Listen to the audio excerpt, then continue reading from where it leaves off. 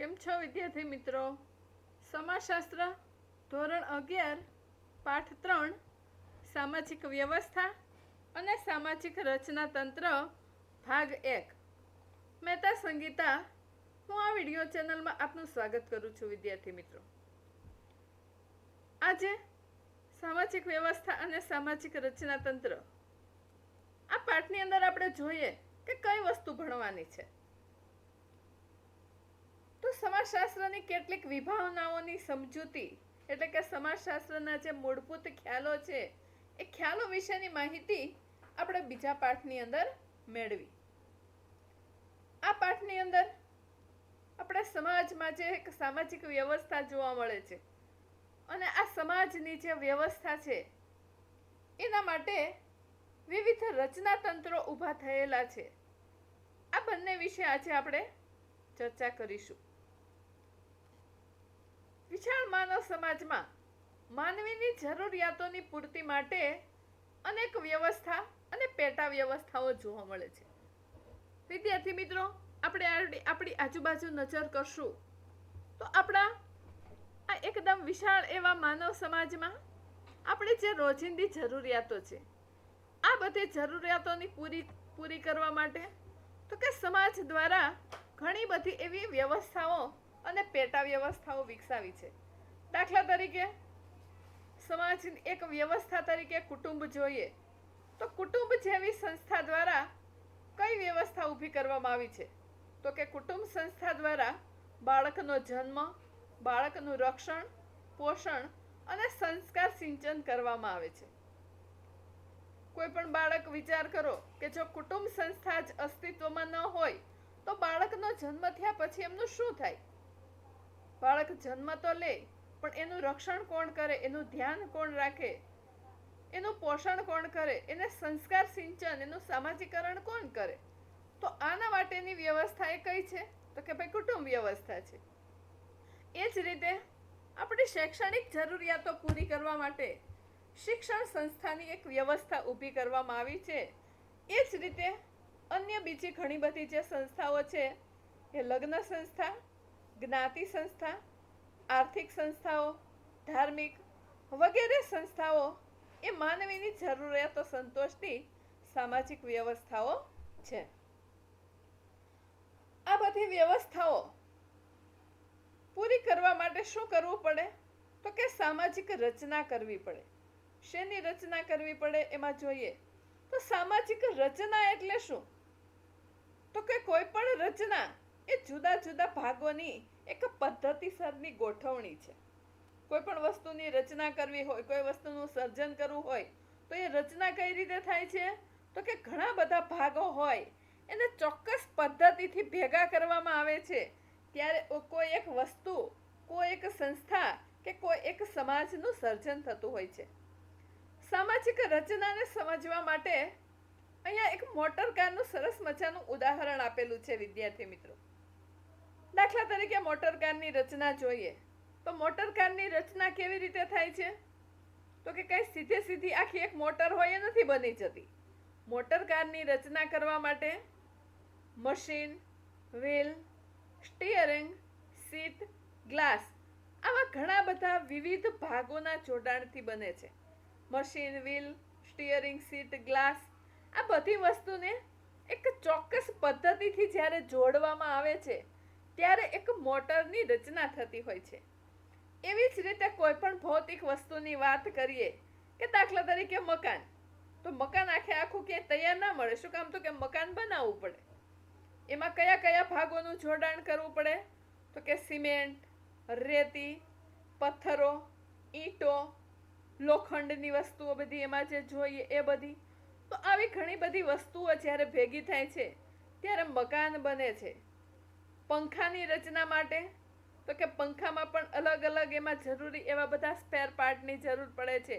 Table, ખુરશી આવી દરેક ભૌતિક ચીજ વસ્તુઓ છે એ બધી વસ્તુઓની રચના ક્યારે થાય છે તો કે જુદા જુદા વિવિધ ભાગોના જોડાણથી આ બધી રચનાઓ બનતી હોય છે. તો આ ભૌતિક ચીજ વસ્તુઓની જેમ જ સમાજની અંદર પણ આવી રચનાઓ જોવા મળે છે. જેમ ભૌતિક ચીજ વસ્તુ બનાવવા માટે જુદા જુદા સ્પેર પાર્ટની જરૂર છે, એમ સમાજની રચના માટે પણ આવા ઘણા બધા ભાગોની જરૂર પડતી હોય છે. દાખલા તરીકે શાળાની રચના કરવી છે તો શાળાની રચના ખાલી એક મકાન, સ્કૂલ નું બિલ્ડિંગ મળી ગયું એટલે શાળા બની ગઈ એવું નથી વિદ્યાર્થી મિત્રો. શાળામાં જેટલી બિલ્ડિંગની જરૂર છે, મકાનની જરૂર છે, ભૌતિક ચીજ વસ્તુઓની જરૂર છે, એટલી જ કોની જરૂર છે તો કે આચાર્ય, શિક્ષકો, વિદ્યાર્થીઓ, ક્લાર્ક અને પટાવાળા, આ બધા જ લોકોની જરૂર પડે છે. શાળાની રચના કરવી હોય તો સ્કૂલ મળી ગઈ એટલે સ્કૂલ ચાલુ ના થઈ જાય, પણ એમાં આચાર્ય પણ જોઈએ, શિક્ષકો પણ જોઈએ. આચાર્ય શિક્ષકોમાં હોય પણ વિદ્યાર્થી મિત્રો તમે જ ના હો તો શાળા ક્યાંથી ચાલવાની? એ જ રીતે ઓફિસ વર્ક માટે વહીવટી ક્લાર્કની પણ જરૂર પડે તો સેવકગણની, પટ્ટાવાળાની પણ જરૂર પડે છે. આચાર્ય, શિક્ષકો, વિદ્યાર્થીઓ, ક્લાર્ક અને પટ્ટાવાળા આવા ઘણા બધા સામાજિક સ્થાનોના જોડાણથી બનેલી કોઈ સામાજિક એક રચના હોય તો એ કઈ છે તો કે શાળા છે. એવી જ રીતે કુટુંબની રચના કરવાની હોય તો કુટુંબમાં પણ વિવિધ ઘણા બધા જુદા જુદા ભાગો જોઈએ. બેંકની રચના કરવી હોય તો બેંકમાં પણ આવા સામાજિક સંસ્થાનો, સામાજિક દરજ્જાઓ જોઈએ. ક્રિકેટની ટીમની વાત કરો, જ્ઞાતિની રચનાની વાત કરો કે કોઈ ગામની રચનાની વાત કરો, આ દરેક કુટુંબ, કોલેજ, બેંક, ક્રિકેટની ટીમ, જ્ઞાતિ કે ગ્રામ વગેરે સામાજિક રચનાઓના ઉદાહરણો છે. અને આ બધી જ રચનાઓ વિવિધ ભાગોના જોડાણથી બનતી એવી એક પદ્ધતિસરની ગોઠવણીથી ગોઠવાયેલી એવી રચનાઓ છે. સામાજિક વ્યવસ્થા અને સામાજિક રચના તંત્ર, આ મુદ્દામાં આજના વિડીયોમાં આપણે ફક્ત આજે સામાજિક વ્યવસ્થા વિશે ચર્ચા કરીશું વિદ્યાર્થી મિત્રો. જેમ એક માનવ શરીરના જુદા જુદા ભાગો પરસ્પર કાર્યાત્મક સંબંધોથી જોડી અને એક વ્યવસ્થા બને છે, તેમ સામાજિક વ્યવસ્થા પણ કાર્યાત્મક સંબંધોથી જોડાયેલા બે કે તેથી વધુ એકમોની બનેલી વ્યવસ્થા છે. માનવ શરીરનું સરસ મજાનું ઉદાહરણ સામાજિક વ્યવસ્થાને સમજવા માટે અહીંયા આપ્યું છે. સામાજિક વ્યવસ્થા એ માનવ શરીર એટલે શું તો કે ભાઈ માનવ શરીર જુદા જુદા અંગોનું બનેલું છે. કયા કયા જુદા જુદા અંગો તો કે હાથ, પગ, માથું, ધડ, આંખ, કાન, નાક. શરીરના દરેક અંગો એ બધા પરસ્પર કાર્યાત્મક સંબંધોથી જોડાય છે. ત્યારે આ શરીરના બધા જ અંગો જોડાય અને એક જે વ્યવસ્થા ઊભી થાય છે એ વ્યવસ્થા કઈ છે તો કે માનવ શરીર છે. તો આવી જ રીતે જુદા જુદા ભાગો કાર્યાત્મક રીતે જોડાય અને જે વ્યવસ્થા માનવ શરીરની છે એમ જ સમાજમાં કોઈ પણ સામાજિક વ્યવસ્થા હોય ત્યારે એમાં પણ કાર્યાત્મક સંબંધથી જોડાયેલા લોકો જોવા મળે છે. એક કરતાં વધુ એકમો જ્યારે જોડાય છે ત્યારે સમાજમાં સામાજિક વ્યવસ્થા ઊભી થતી હોય છે. માનવ શરીર ચલાવવું હોય તો બધા જ ભાગોએ પરસ્પર કાર્યાત્મક રીતે જોડાવું પડે. દાખલા તરીકે શરીરમાં આપણને ભૂખ લાગે છે તો ભૂખ લાગે છે આપણને ખબર ક્યાં પડે છે? મગજ દ્વારા ખબર પડે છે. તો એના માટે તો કે હાથને ખોરાક લેવો પડે છે, મોઢાને ચાવવું પડે છે, અન્નનળી દ્વારા ખોરાક પેટમાં જાય છે, જઠર, નાનું આંતરડું, મોટું આંતરડું, ઘણા બધા અંગો. શરીરના બધા જ અંગો જ્યારે જોડાય છે ત્યારે આપણા શરીરની જે જમવાની, ખોરાક પાચનની વ્યવસ્થા એ પૂરી થતી હોય. તો આવી જ રીતે માનવ શરીરમાં બધા ભાગો જ્યારે જોડાય છે, એકબીજા પરસ્પર કાર્ય કરે છે ત્યારે એ માનવ શરીરની વ્યવસ્થા ઊભી થાય છે. એમ સમાજમાં પણ બધા જ લોકોએ, બધા જ એકમોએ પરસ્પર કાર્યાત્મક સંબંધથી જોડાય ત્યારે આવી એક વ્યવસ્થા ઊભી થતી હોય છે. દાખલા તરીકે શાળાની વાત કરીએ વિદ્યાર્થી મિત્રો, તો શાળાની વ્યવસ્થા માટે કેવી વ્યવસ્થા છે? સામાજિક વ્યવસ્થા તરીકે શાળાનું ઉદાહરણ લઈએ તો શાળાની અંદર શિક્ષકો, વિદ્યાર્થીઓ, આચાર્ય, પટ્ટાવાળા અને ક્લાર્ક બધા જ્યારે પોતપોતાનું કાર્ય કરે છે અને એકબીજા ઉપર આધારિત રહી અને કાર્યાત્મક સંબંધથી જ્યારે જોડાય છે ત્યારે જે કાર્યાત્મક સંબંધ દ્વારા જોડાયેલા લોકોથી બનેલી શિક્ષણ માટેની વ્યવસ્થા છે એ શાળાનું સંચાલન બરાબર થાય છે. સામાજિક વ્યવસ્થાની વ્યાખ્યાઓ જોઈએ તો ટાલકોટ પાર્સન નામના સમાજશાસ્ત્રી શું કહે છે? તો કે સામાજિક વ્યવસ્થા એટલે એકબીજા સાથે કાર્યાત્મક સંબંધોમાં રહેલા ભાગો દ્વારા બનેલો એક જટિલ સંકુલ. કોઈ પણ વ્યવસ્થા હોય તો એમાં ઘણા બધા એકમો હોય છે, પરસ્પર એકબીજાની જવાબદારી, એકબીજાની ફરજો અને ભૂમિકાઓ ભજવતા જોવા મળે છે, અને એ રીતે કાર્યાત્મક સંબંધોથી જોડાય અને એક આખો જે જટિલ સંકુલ બને છે એને સામાજિક વ્યવસ્થા કહેવામાં આવે છે. સોરોકિન નામના સમાજશાસ્ત્રી, તો કે સોરોકિનના મતે સામાજિક વ્યવસ્થા એક સંગઠિત જૂથ છે, ભેગું થયેલું જૂથ છે, ઘણા બધા વ્યક્તિઓનું ભેગું થયેલું એક જૂથ છે કે જેના સભ્યોના હક્કો, ફરજો અને સામાજિક સ્થાનો, કાર્યો, ભૂમિકાઓ તેમજ પરસ્પરના વર્તન તથા જૂથ બહારના વિશાળ સમાજના સભ્યો સાથેના વર્તન સ્થાપિત કરતા સામાજિક ધોરણોનો સંકુલ ધરાવે છે. સામાજિક વ્યવસ્થામાં કઈ કઈ વસ્તુ છે? ઘણા બધા લોકો છે, બધા જ લોકોને પોતાના હકો છે, એમની ફરજો છે, દરેક લોકોનું સમાજમાં ચોક્કસ સામાજિક સ્થાન છે, બધા લોકોએ પોતાના કાર્યો અને ભૂમિકાઓ કરવી પડે છે, પરસ્પર એકબીજા સાથે વર્તન અને આંતરક્રિયા કરવી પડે છે, તથા પોતે તો અંદરો અંદર પરસ્પર વર્તન કરે છે, પણ જૂથ બહારનો આખો જે વિશાળ સમાજ છે એ સમાજના સભ્યો સાથે પણ પોતાનું વર્તન સ્થાપિત કરતા હોય છે. એવા સામાજિક ધોરણો ધરાવતો કોઈ પણ સંકુલ હોય એને સામાજિક વ્યવસ્થા કહેવામાં આવે છે. ટૂંકમાં કહી શકાય કે સામાજિક સ્થાન કે દરબજ્જામાં રહી અને ભૂમિકા ભજવતી વ્યક્તિઓની આંતરક્રિયાની જે વ્યવસ્થા છે એને સામાજિક વ્યવસ્થા કહેવામાં આવે છે. સામાજિક વ્યવસ્થાના લક્ષણો જોઈએ તો ટાલકોટ પાર્સને દર્શાવેલા સામાજિક વ્યવસ્થાના લક્ષણો નીચે મુજબ છે.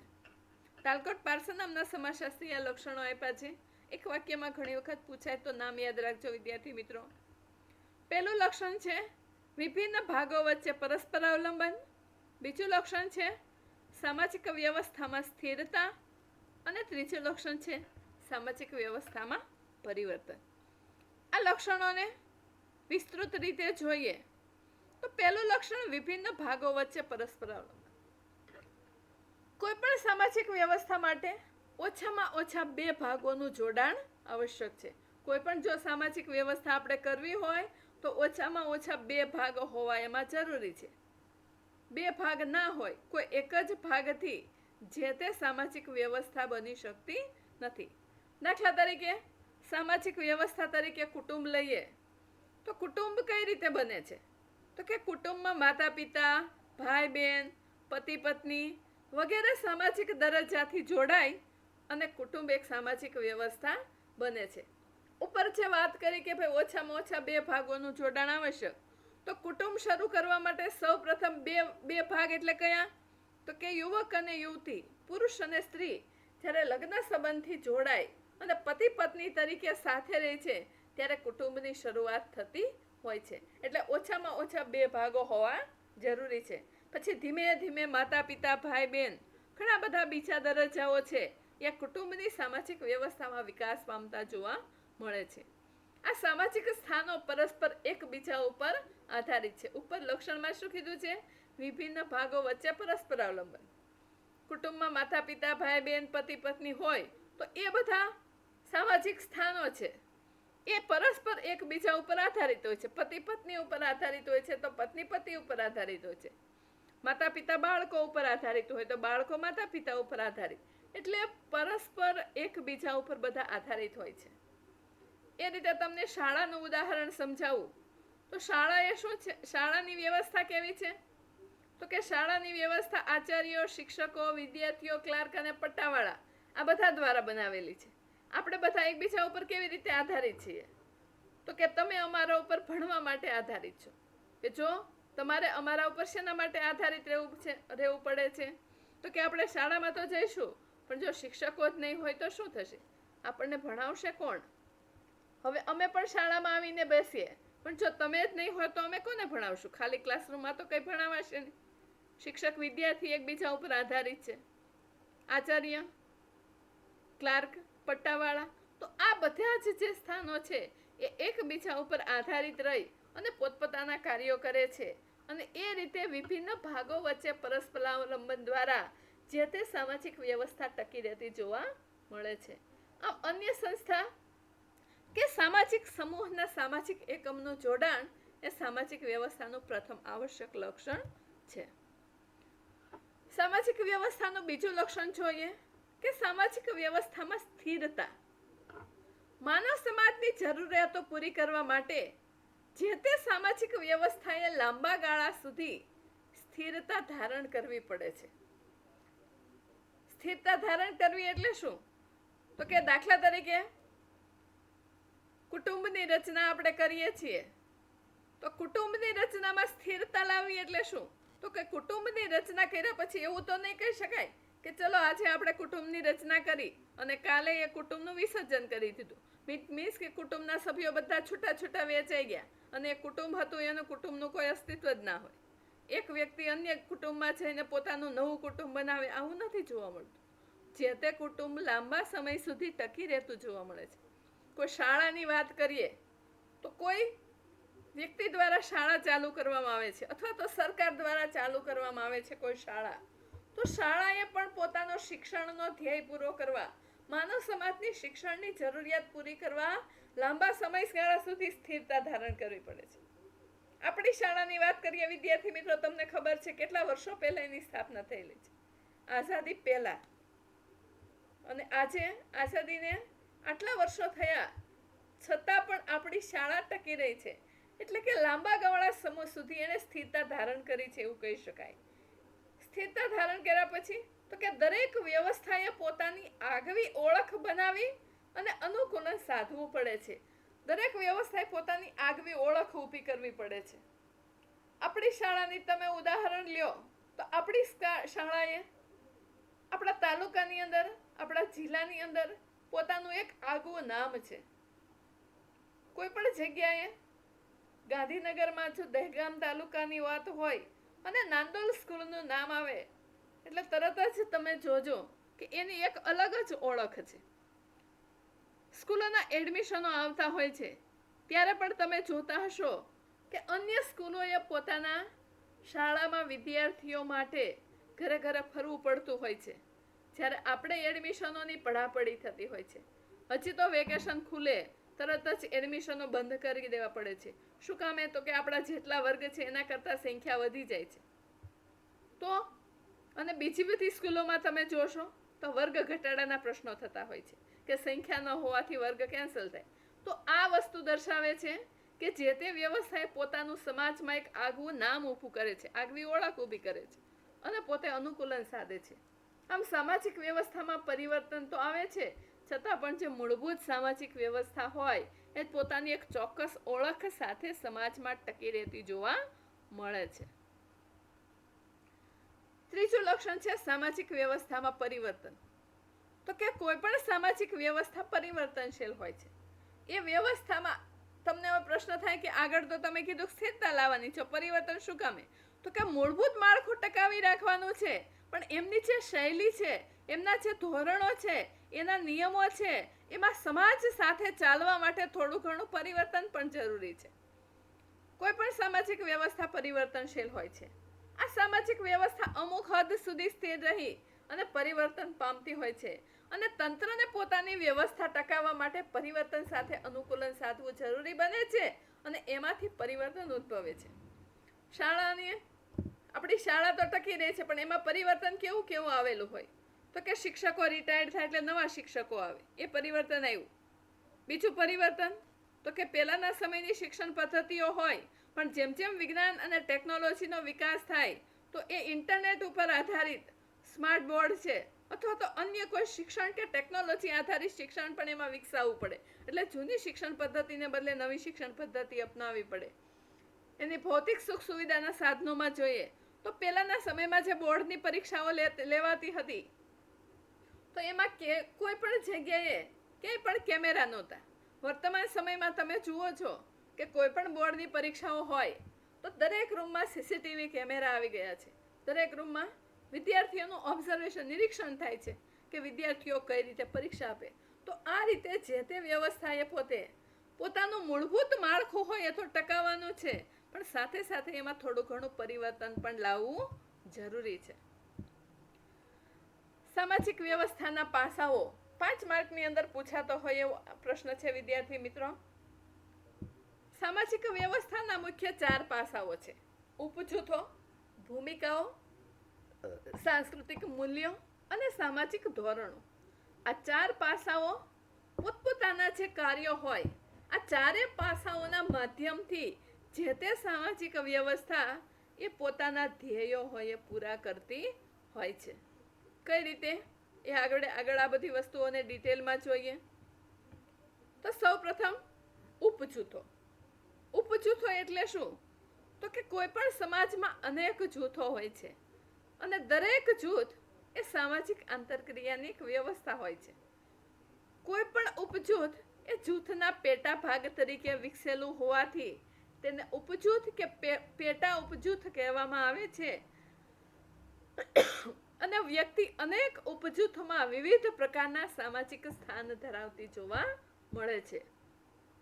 જૂથ અને ઉપજૂથનો ખ્યાલ સાપેક્ષ છે.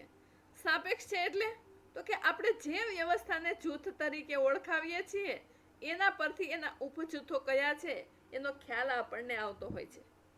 દાખલા તરીકે જૂથ અને પેટા જૂથ એટલે શું? તો કે જો તમે ભારતને એક જૂથ ગણાવો છો તો ભારતના ઉપજૂથો કયા? તો કે ભારતના ઉપજૂથો એના વિવિધ રાજ્યો છે, 29 રાજ્યો અને કેન્દ્ર શાસિત પ્રદેશ, આ બધા એના પેટા વિભાગો ગણાય. ત્યાર પછી જો તમે ગુજરાતને એક જૂથ ગણો છો તો ગુજરાતના પેટા જૂથો કયા? તો કે ગુજરાતના જે જુદા જુદા 33 જિલ્લાઓ છે એ એના ઉપજૂથ અથવા તો પેટા જૂથ છે. જો તમે ગાંધીનગરને જૂથ તરીકે લો તો એના પેટા જૂથો કયા? તો કે એમના 4 તાલુકાઓ: દહેગામ, કલોલ, માણસા, ગાંધીનગર. તો આ રીતે કઈ વસ્તુને તમે મુખ્ય જૂથ ગણો છો એના આધારે એના પેટા જૂથો જોવા મળતા હોય છે. શાળાને જો તમે જૂથ ગણો તો એના પેટા જૂથો કયા કયા? તો કે શિક્ષકો, આચાર્ય, વહીવટી કર્મચારી, વિદ્યાર્થી, સેવક વગેરે તેના ઉપજૂથો છે. આ સિવાય શાળાના એક જૂથ ગણીને બીજા પેટા જૂથો કેવા હોય? તો કે ધોરણ 9, 10, 11, 12ના વિવિધ ક્લાસરૂમો, અને એમાં પણ 9, 9બ, 10, 10બ, 11, 11 એ રીતે આપણે વિવિધ પેટા જૂથો પાડેલા હોય છે. આમ દરેક ઉપજૂથમાં વિભિન્ન કોટિક્રમ રચાયેલો જોવા મળે છે.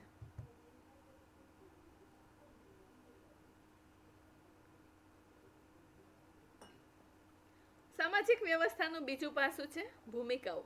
એટલે કે કોઈ પણ સામાજિક વ્યવસ્થામાં ઉપજૂથો હોય છે તો એમાં ભૂમિકાઓ પણ જોવા મળે છે.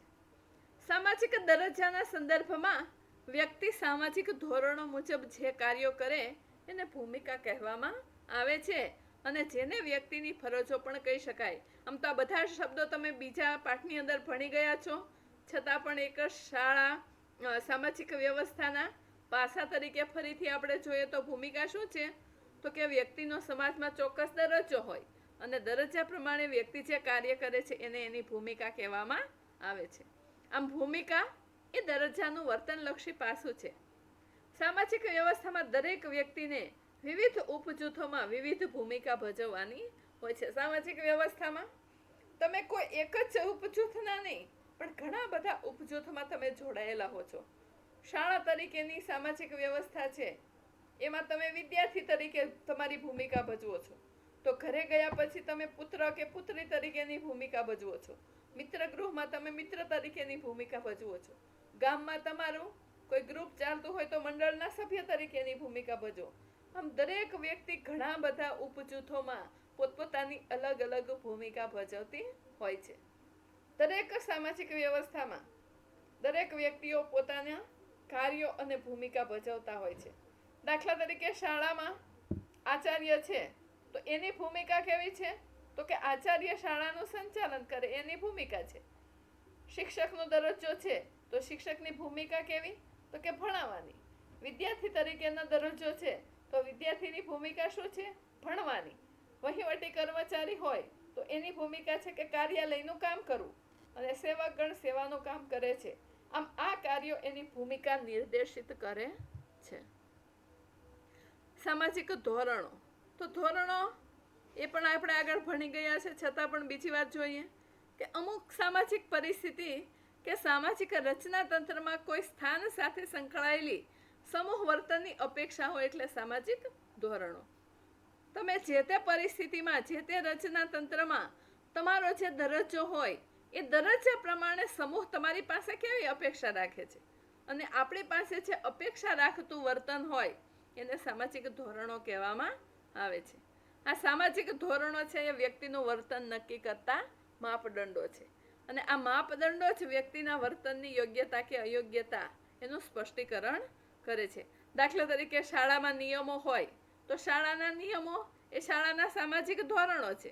આ શાળાના નિયમો કોને કોને લાગુ પડે? તો કે આચાર્યને પણ લાગુ પડે, શિક્ષકોને પણ લાગુ પડે, વિદ્યાર્થીને પણ લાગુ પડે, પટાવાળા અને ક્લાર્ક બધાને લાગુ પડે અને દરેક લોકોના વર્તનનું નિયંત્રણ આ શાળાના નિયમો દ્વારા થતું હોય છે. સાંસ્કૃતિક મૂલ્યો, તો કે સામાજિક વ્યવસ્થામાં વ્યક્તિનું વર્તન અને વ્યક્તિના દરજ્જાનું મૂલ્યાંકન એ સાંસ્કૃતિક મૂલ્યો દ્વારા થતું જોવા મળે છે. એટલે તમે સમાજમાં રહી અને તમારું જે વર્તન કરો છો એનું ઓબ્ઝર્વેશન થાય, મૂલ્યાંકન થાય અને એ મૂલ્યાંકન શેના દ્વારા થાય? તો કે આપણા સાંસ્કૃતિક મૂલ્યો છે. મૂલ્યો એટલે શું એ તો તમને ખબર છે ને વિદ્યાર્થી મિત્રો? મૂલ્યો એટલે આપણી અંદર જે સારા સારા ગુણ હોવા જોઈએ એ બધા. સત્ય, અહિંસા, પ્રામાણિકતા, નમ્રતા, નિષ્ઠા, આ બધા આપણા મૂલ્યો છે. સાંસ્કૃતિક મૂલ્યો ઉચ્ચ કક્ષાના સામાજિક ધોરણો છે અને તેને સમૂહનું પીઠબળ છે. દાખલા તરીકે શાળાના આચાર્યશ્રીએ પ્રામાણિકતા અને પારદર્શકતાથી શાળાનું સંચાલન કરવું જોઈએ. આચાર્ય તરીકે કોઈ વ્યક્તિ જ્યારે શાળામાં બેઠા છે ત્યારે એ કેવા હોવા જોઈએ? એકદમ પ્રામાણિક હોવા જોઈએ.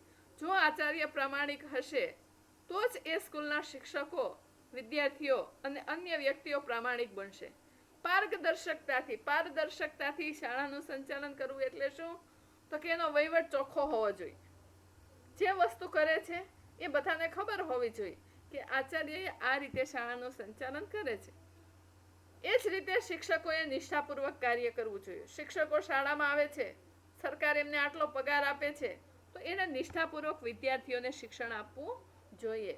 વિદ્યાર્થીઓએ પણ નિષ્ઠાપૂર્વક અને નમ્રતાથી વર્તન કરવું જોઈએ અને ધ્યાન અને એકાગ્રતાથી ભણવું જોઈએ. તો વગેરેને સાંસ્કૃતિક મૂલ્યના ઉદાહરણો કહી શકાય.